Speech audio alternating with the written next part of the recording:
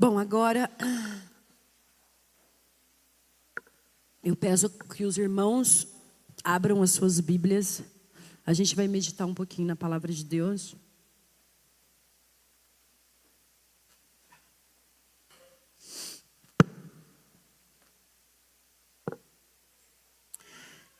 No Evangelho de Marcos, o texto que a gente leu na abertura do culto.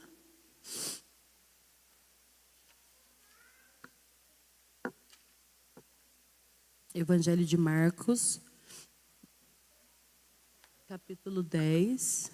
Deixa eu só abrir aqui.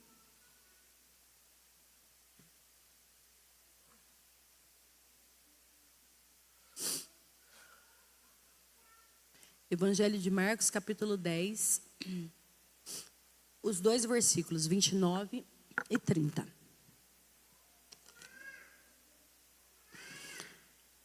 Diz assim, eu vou reler os versos. Respondeu Jesus, digo-lhes a verdade. Ninguém que tenha deixado casa, irmãos, irmãs, mãe, pai, filhos ou campos por causa de mim e do Evangelho, deixará de receber 100 vezes mais já no tempo presente, casa, irmãos, irmãs, mães, filhos e campos, e com eles perseguição. E na era futura, a vida eterna. Nenhuma história tem um fim em si mesma. Principalmente as da Bíblia, né? A gente sabe que todas as histórias, elas estão apontando para algo. Todas elas, de alguma maneira, apontam para uma história maior. No Antigo Testamento, todas as histórias apontavam para o Messias. A gente sempre tem falado isso aqui. O Messias que viria libertar o povo. No Novo Testamento, concluiu a chegada desse Messias. E através do sofrimento da igreja primitiva, então começa ao longo da história da igreja apontar para uma consumação de todas as coisas. Então, desde lá dos primórdios, desde os nossos irmãos lá de Atos, onde começa a igreja primitiva, a gente vê que a perseguição começa ali.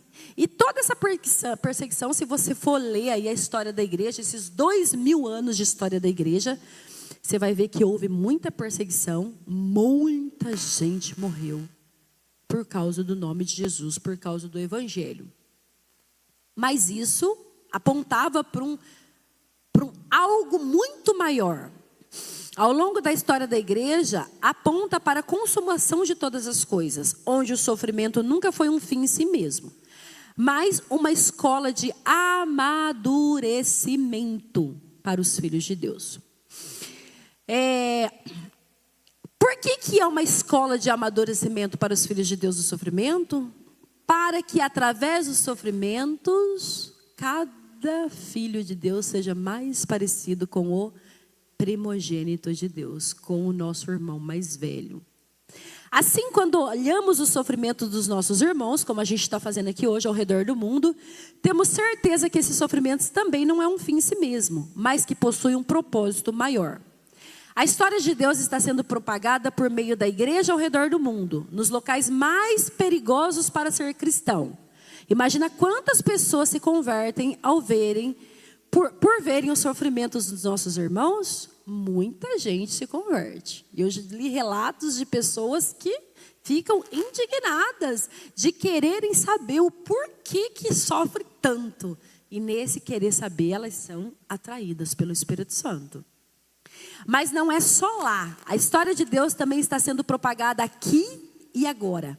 Esses cristãos estão impactando não só eles, mas nós. Eu tenho certeza que muitas vezes já aconteceu comigo. Eu olho para um desses cristãos e falo: meu Deus, eu nunca fui cristã. Eu não sou crente, coisa nenhuma. Porque enfrentar o que uma mulher dessa enfrenta, cantando com uma fé firme no Senhor Jesus, estou muito longe, muito longe. Então, quantos de nós já não pensamos isso, né? Senhor, será que se fosse eu estaria firme? Eu ia estar ali? Será? Então, eles impactam nós também, a história deles está impactando nós. Esses cristãos estão impactando nós também, e isso é uma responsabilidade não dele, mas nossa, minha e sua. Por quê? Porque todos nós somos chamados filhos do mesmo Pai. Somos irmãos, e isso inclui eu e você. Bom, a Bíblia, vamos para a Bíblia. A Bíblia nunca condenou a fuga. O tema do DIP é forçados a fugir. Por que forçados? Porque eles estão sendo forçados. Ou eles fogem, ou eles negam Jesus. Não tem nenhum problema de você ficar na sua casa. Problema nenhum. Nega esse seu Jesus e ninguém mexe contigo. Não nega e eu vou te matar aí dentro da sua casa. Então eu não tenho opção, eu sou forçada a fugir por amor a Jesus. Então eles são forçados a fugir para não serem mortos. Então a Bíblia nunca condenou a fuga. Alguém pode falar, nossa, mas quem foge é covarde, né? Não, claro, depende. Temos o exemplo de José, lembra de José, esposo de Maria? Quando Deus o avisa para fugir para o Egito, por quê? Porque Herodes queria matar Jesus. Herodes procurava o menino para matar. E fez uma matança no meio de um monte de criança lá. Então Deus avisa, pega o menino, pega a mãe dele, foge. O próprio Deus fala isso para José, para preservar a vida deles e a vida do menino. Também a gente tem o exemplo do próprio Jesus. Vários relatos você vê Jesus fugindo do meio da multidão. Para quê? A hora dele não havia chegado. Certa vez eles queriam empurrar Jesus num penhasco lá embaixo. Jesus, outra vez eles queriam proclamar Jesus rei à força. Quando ele multiplicou pães e peixes, Jesus escapou deles. Por quê? Porque não era hora para isso. Outro relato da Bíblia de fuga, Paulo, quando ele chega em Damasco ali, ele vai para prender todo mundo, mas ele se converte. E depois, ele, de perseguidor, ele já vira perseguido. E para sair da cidade, agora o povo quer matar ele. Porque ele chega lá para prender todo mundo. Mas agora ele muda de lado. E agora os perseguidores querem matar ele. O que eles fazem? Eles põem Paulo num cesto.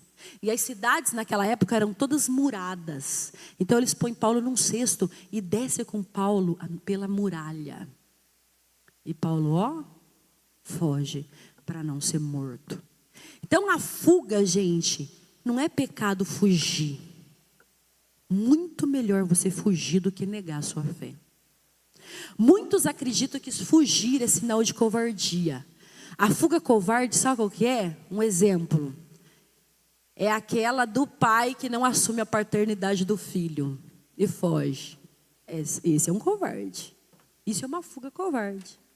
Agora, a fuga de um pai que foge com o filho para o filho não morrer, esse é uma fuga de um pai corajoso. Ele está preservando a vida do seu filho.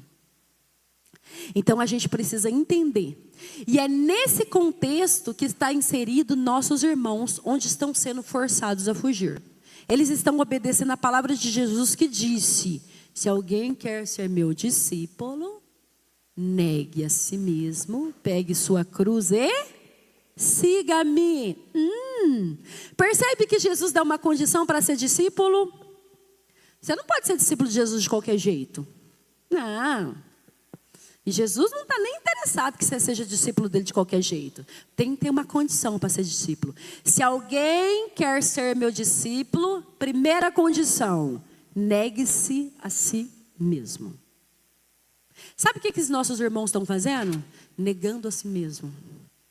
Quem é em sã consciência que quer jogar uma mochila nas costas e sabe Deus para onde? E largar tudo para trás, o que trabalhou duro para conseguir. Casa, carro, móveis, às vezes até família. Quem que quer isso? Não, gente, ninguém faz isso porque gosta. Ninguém faz isso porque quer, porque acha bonito. Não. Eles estão sendo forçados a fazer isso. Sabe por quê?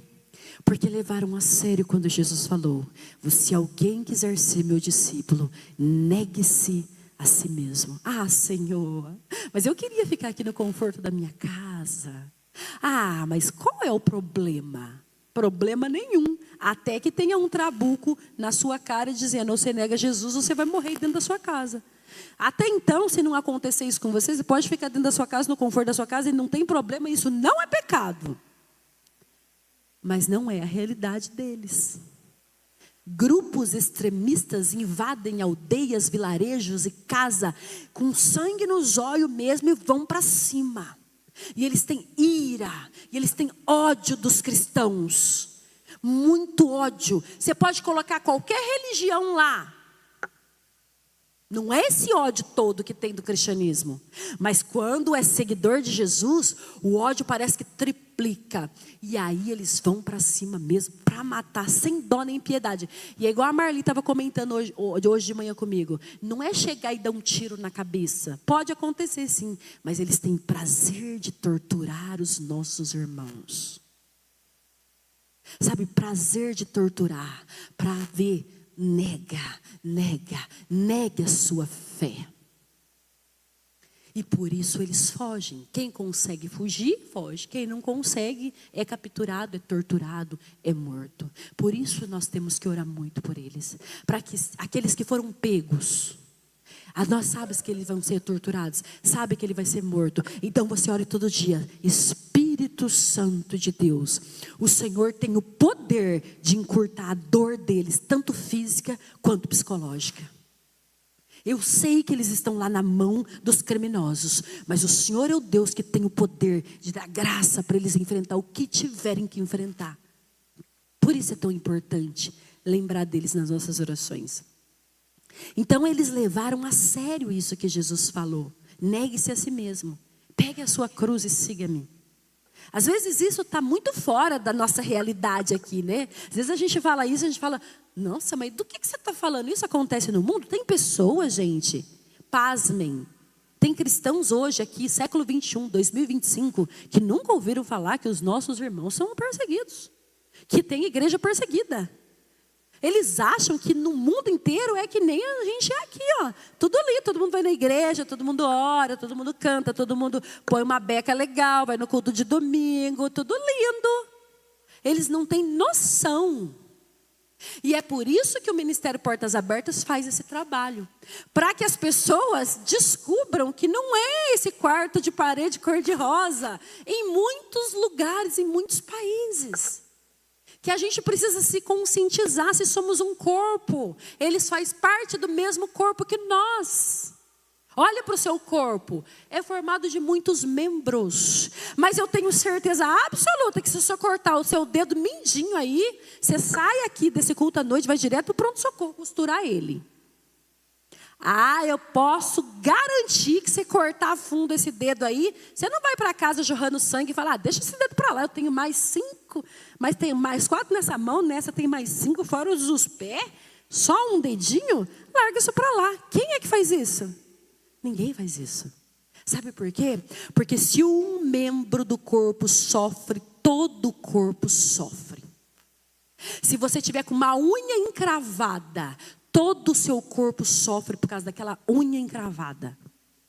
Porque faz parte do corpo. Agora, é muito estranho quando nós temos tantos membros do corpo sofrendo desse jeito. E nós. É comigo? Isso tem a ver comigo? Tudo a ver. Tudo a ver. Se fazemos parte da mesma família, tudo a ver conosco.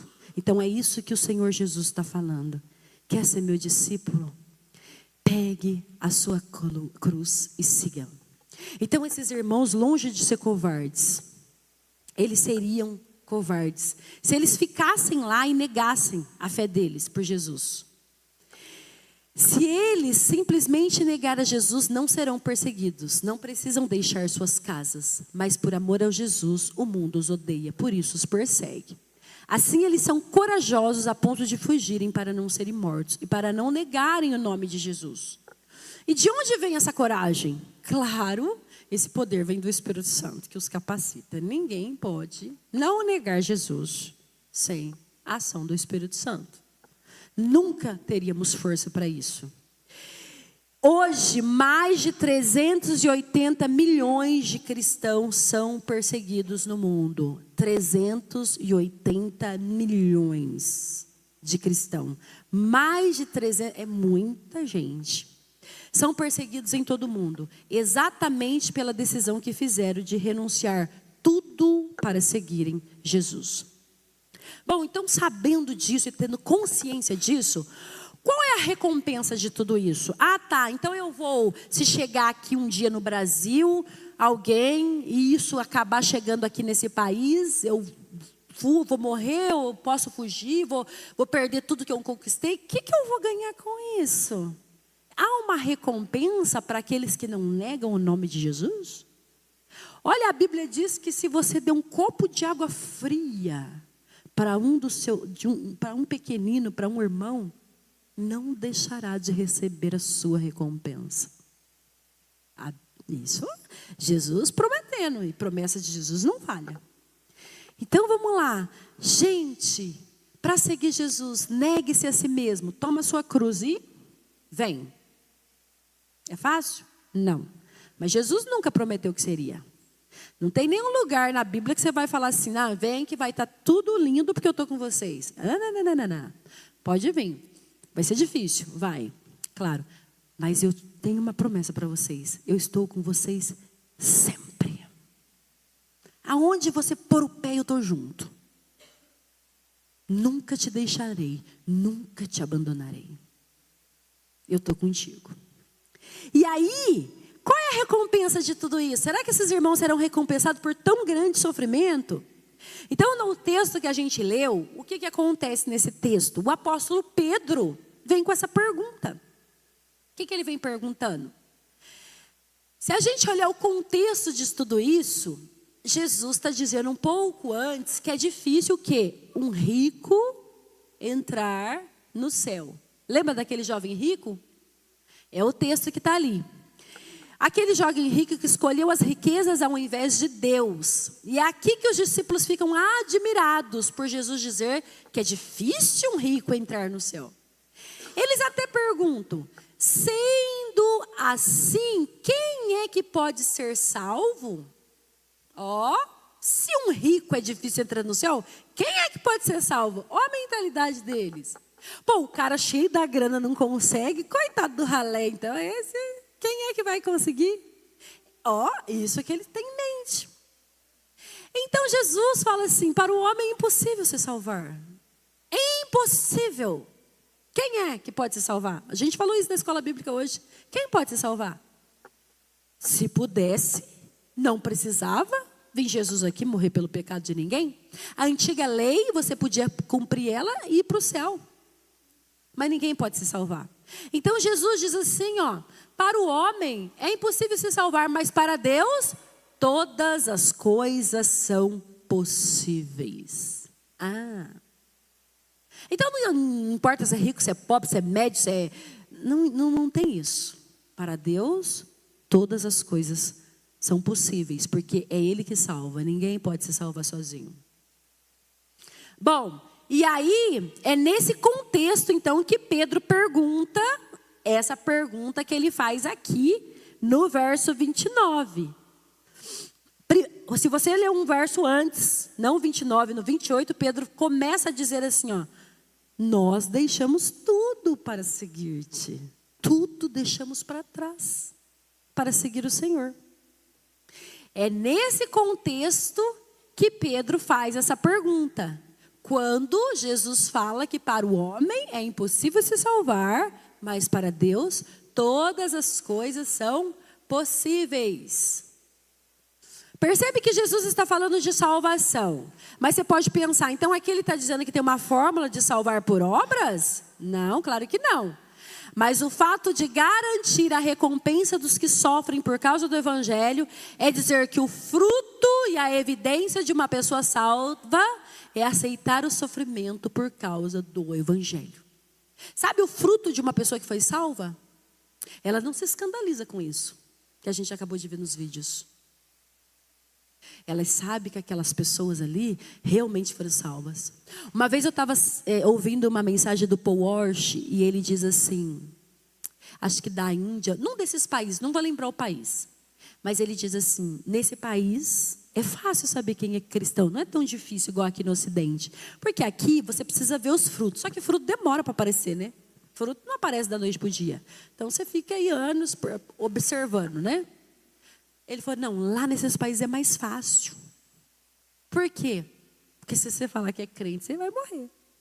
Você não pode falar que é crente lá. Se você falar, você está morto. Se você encontrar uma pessoa e ela afirmar para você, eu sou cristão, pode ter certeza que ela é cristã mesmo. Mesmo. Porque ela sabe que se ela abrir a boca para falar, ela está correndo risco de vida. Então é muito mais fácil evidenciar um cristão. É isso que está acontecendo aqui. É isso que Jesus está falando aqui. Olha, eu estou falando que aqueles que deixaram, que Pedro está falando, e nós que deixamos tudo para te seguir. Né? Porque o contexto disso aqui, Jesus vem falando de salvação. Jesus vem falando que é impossível para uma pessoa se salvar, mas tudo é possível para Deus. E nisso, o que Pedro pergunta? E nós? E Jesus vem falar. Né? Olha o 29, o que ele está falando. Respondeu Jesus, eu digo-lhes a verdade. Verdade. Não tem outra coisa para eu dizer a não ser a verdade. E o que Jesus diz? Ninguém que tenha deixado casa, irmãos, irmãs, mãe, pai, filhos ou campos por causa de mim e do evangelho, deixará de receber 100 vezes mais. Olha que interessante isso. Então, quando Jesus fala isso, ele não está dizendo assim, ó. Quando ele diz que abrirmos mão de uma família, vamos receber 100 vezes mais, ele não está falando que agora você vai habitar numa casa com 100 mãe e com 100 pai. Não é isso que Jesus está prometendo. O que ele está falando é que você abriria mão de uma família menor para ser parte de uma família muito maior. O plano é muito maior do que aquilo que a gente pode entender. Gente, percebe que esses irmãos que estão sendo divulgados para nós orarmos, eles estão sendo divulgados em mais de 60 países, que é onde o Portas Abertas atinge. Tem, né? Os seus campos missionários lá. Agora você tem noção de quantos milhões de cristãos que hoje estão orando por esses irmãos? Eles são muitos os perseguidos, mas muito mais os crentes que estão orando por eles. E eu quero crer que estão mesmo. Então o que Jesus está falando aqui? Que quando você for perseguido e for forçado a deixar a sua casa, e for forçado a abandonar a sua família, e for forçado a fugir ou morrer por causa do nome dele, você não vai deixar de receber 100 vezes mais, ainda aqui. Casas, mães, pais, irmãos, irmãs. Sabe por quê? Porque quando você deixa a sua família, é obrigada a deixar, a família de Deus te abraça. E ela é gigantesca porque abrange toda a terra. Você pode contar e você pode ter noção hoje quantos irmãos você tem ao redor do mundo? Milhões, milhões e milhares de irmãos. Então a minha família não constitui meu marido, minha mãe, meu pai, meus irmãos. Não, a minha família está espalhada por toda a terra. É muita gente. E Jesus está falando exatamente aqui. Ninguém que não negou o meu nome, que abandonou tudo isso, vai deixar de receber isso. Então o que ele está falando para eles é assim, ó, se você tiver que um dia ser deslocado da sua casa, Deus vai providenciar irmãos para te socorrer. Ele vai colocar pessoas para te dar um teto, para te dar um prato de comida, para te abrigar na sua casa. Deus não vai deixar esses irmãos perecer com fome no relento. Ele sempre vai mover vidas. Porque nós fazemos parte de um plano muito maior do que aquilo. Gente, se você vê, Jesus aqui está falando num contexto de judaísmo. Se você estudar um pouquinho do judaísmo, um filho, uma filha, alguém que deixasse o judaísmo para se converter para o cristianismo, ele era cortado dos laços familiares. Ninguém queria mais olhar para a cara dele, não. Podia ir embora de casa, podia enterrar pai e mãe, porque não tinha mais vez para eles. Acabou para eles. Era uma alta traição você abandonar ali, né, a sua religião para se enfiar em outra religião, para abraçar o cristianismo. Quantos que fizeram isso? E perderam casas, mães, pais. E é isso que Jesus está falando. Mas se você perder tudo isso por causa do meu nome, você vai ter uma família enorme que vai te abraçar. Porque eu garanto que pessoas vão estar orando por você. E eu vou providenciar para onde vocês passarem, vai ter um escape para vocês. Ah, vai. Olha o que nós estamos fazendo aqui hoje. Nós estamos orando para irmãos que nós temos que nós não conhecemos, mas sabemos que eles existem. E qual é a eficácia dessa oração? E essa oração, o que pode essa oração fazer no coração de Deus? Mover países, mover pessoas para ir lá, para levar comida, mover pessoas para ir lá levar remédio, mover pessoas para ir lá e falar uma palavra de Deus para fortalecer a fé. Claro! O ministério tem vários missionários que se introduzem lá, até com nomes fictícios, para que eles possam levar Bíblias, levar Evangelho. O ministério Portas Abertas começou assim. Você acha que não foi Deus que colocou na mente, no coração do irmão André, começar esse ministério tão lindo? E tem outros, nós estamos falando de um. Colocar no coração dele, por quê? Porque alguém estava orando.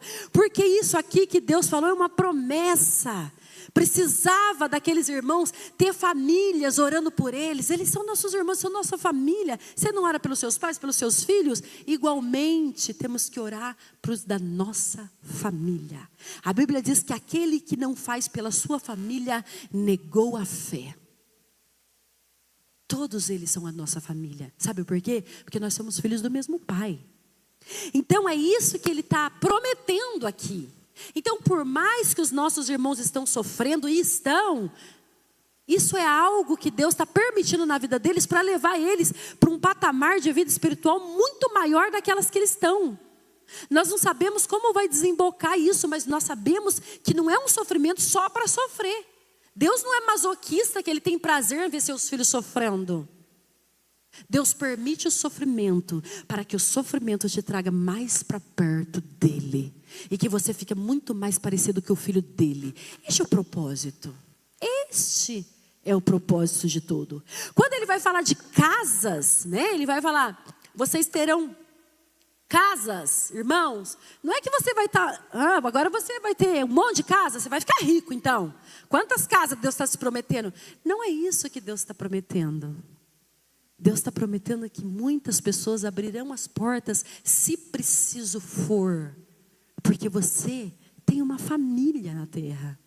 Deus nunca teve a intenção de te deixar rico. Infelizmente, hoje em dia, tem muitas igrejas, infelizmente, né, acham que, o mais importante é a sua vida financeira. Se a sua vida financeira estiver tudo bem, é porque Deus está de boa com você, está tudo certo. Se a sua vida financeira estiver capengando, você pode estar em algum pecado, tem alguma errada com você. Gente, isso é um evangelho totalmente distorcido. Porque Deus nunca teve intenção de deixar ninguém rico. Aliás, Ele falou assim, não acumulem tesouro na terra, onde a traça e a ferrugem destrói. Não, acumulem no céu. Então, quando Deus vai falar isso, Ele não está interessado naquilo que você pode doar. Tem gente que tem a mentalidade que se eu sou dizimista, então a minha vida financeira tem que estar sempre ok. Tem que estar sempre linda. Porque afinal de contas eu sou dizimista. Quem disse? Aonde está na Bíblia que se eu sou dizimista, eu sempre, na minha conta bancária, não pode entrar no vermelho. Porque eu sou dizimista. Não, gente. Deus não está nem interessado na sua conta bancária. Sabe por que nós entregamos o dízimo e Deus se agrada disso? Porque isso é um ato de fidelidade com a sua palavra. Quando você vem aqui e entrega o dízimo, é porque você está, diante de Deus, você está tendo um ato de fidelidade com aquilo que Ele quer. E aquilo que Ele quer é manutenção da obra dEle para que o reino de Deus avance. Então esse negócio de eu entreguei o dízimo, então nada pode acontecer comigo, é furada, porque às vezes Deus vai mexer exatamente no seu bolso e na sua conta bancária, se isso tem tanta perturbação na sua mente, para trazer você mais perto dEle. Então Deus tem muitas formas de nos trazer perto dEle e nos amadurecer. Se você é fraco no dinheiro, pode ter certeza que é aí que Ele vai mexer. Se você é fraco em outra coisa, pode ter certeza que é em outra coisa. Porque Deus não tem intenção nenhuma que nós sejamos ricos nesta terra. Porque o nosso tesouro está no céu. Continuando aqui, então, isso tem a ver com fidelidade. Assim, tudo que você faz tem que partir da onde? Do coração. Aí Deus vê o coração, aceita a oferta ou dízimo porque viu que foi por gratidão. Mas isso não te isenta de não sofrer danos financeiros, porque Deus não está preocupado com o seu saldo bancário. Ele está trabalhando para deixar você cada vez mais parecido com Jesus. Bom, então o que ele fala? Jesus mesmo disse, eu não vim para trazer a paz. Você viu aquele texto que ele fala? Eu não vim para trazer a paz, eu vim para que a nora brigue com a sogra, para que a mãe com o pai, o filho com o pai. E depois, em outra passagem, ele é o príncipe da paz. A minha paz vos dou. O que está acontecendo, então? Está sendo contraditória a Bíblia? Não, não está sendo contraditório. Sabe quando ele fala assim, ó, eu não vim para trazer a paz. Ele está falando disso que os nossos irmãos estão passando. Você sabe que quantas famílias ali estão sendo deslocadas, às vezes por causa das suas próprias famílias? Não é só porque grupos extremistas. Às vezes tem uma família ali que um membro da família se converteu a Jesus e o próprio familiar enxotou. O filho, a filha, a esposa, porque o outro se converteu. Então é isso que Jesus veio causar divisão. Mas quando ele fala, minha paz vos dou, ele está falando de paz interior. Então ele está falando, mesmo que na sua volta, a tempestade está caindo, está tudo quebrando lá fora, e até os seus da própria família estão te colocando para fora, dentro de você, a minha paz está com você. Vai em paz, porque a minha paz te acompanha. A minha paz eu vos dou. Não fique, não olhe para trás. Não faz como a esposa de Ló. Não olhe para trás. Mesmo que do seu próprio sangue, colocar você para fora. Siga, negue-se a si mesmo. Pega a sua cruz e siga Jesus. Porque ele disse, nunca te deixarei, nunca te abandonarei. Portanto, o melhor de tudo isso vem na parte B do verso 30. Você vê que ele fala assim, ó, eles vão ter casas, irmãos, irmãs, mães, filhos, campos com perseguição. Ah, Deus nunca escondeu isso de ninguém. Viu? Quem é que foge de uma casa de boa na paz? Se você está fugindo é porque você está sendo perseguido. Porque se não é perseguição, então você não está fugindo, você está só saindo para dar um passeio. Então você vai ter tudo isso com perseguição. E outra coisa, que é o mais importante desse verso. Na era futura, ele garante a vida eterna. Então, por mais que as perseguições venham, e elas virão. Nós já somos perseguidos aqui. Muito, ó. E eu tenho para mim que essa perseguição é pior do que essa física. Você olha para a igreja hoje no Brasil e às vezes dá vontade de chorar. Abraçam tantas coisas. Você não vê mais lágrimas nos olhos e você não vê dor no coração pelo pecado. Isso é uma perseguição. E essa é silenciosa. E as silenciosas são as piores, sabe por quê? Porque aquela perseguição que alguém mete o pé na sua porta e coloca uma arma na sua cara, você está vendo ali a carranca sem máscara. E você tem duas escolhas, ou eu nego ou eu vou. E acabou. Não tem muito o que pensar. Agora, aquela perseguição sutil, bem sutil, que come pelas beiradas, e vem com o evangelho de açúcar, e você começa a querer desfrutar daquilo ali, e a sua fé vai minando, e a sua fé vai minando, e você vai desacelerando. Ah, meus irmãos, essa perseguição é a pior, porque dá a impressão que está tudo bem, que está tudo normal. Essa é difícil.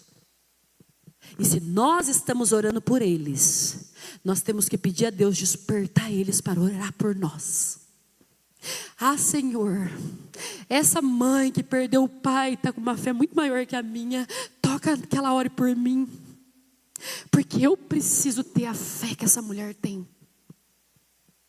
É essa fé que eu quero isso para mim. Então, se nós oramos para que Deus dê provisões, alimentar, roupa, sapato e casa para eles, provisões físicas, nós temos que pedir para que eles orem para nós, para que Deus nos dê provisões espirituais. Porque nós temos tudo o que eles não têm, mas eles têm algo maior do que nós: perseverança em meio às tribulações. Que Deus nos ajude a não só orar por eles, mas olhar para dentro de nós e falar: Senhor, eu quero essa fé para mim, e eu preciso dessa fé, e me ajude, que eu quero ser crente como esse povo é crente, para nunca negar a fé. Amém? Deus nos ajude, nos abençoe a continuar. E irmãos, não se esqueça de orar por eles.